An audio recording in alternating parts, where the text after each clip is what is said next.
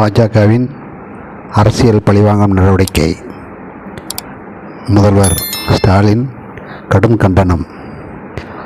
ஜார்க்கண்ட் முன்னாள் முதல்வர் ஹேமந்த் சோரன் கைதுக்கு தமிழக முதல்வர் ஸ்டாலின் கடும் கண்டனம் தெரிவித்துள்ளார்.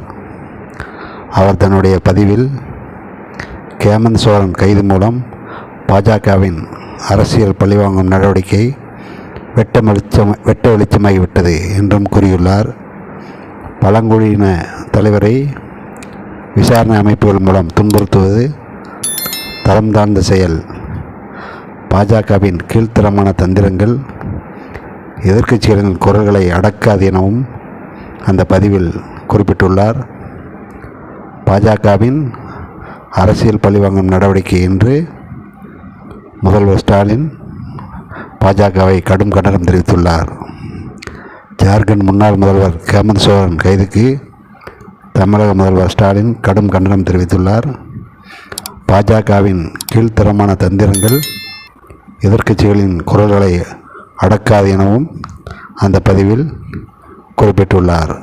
நன்றி, வணக்கம்.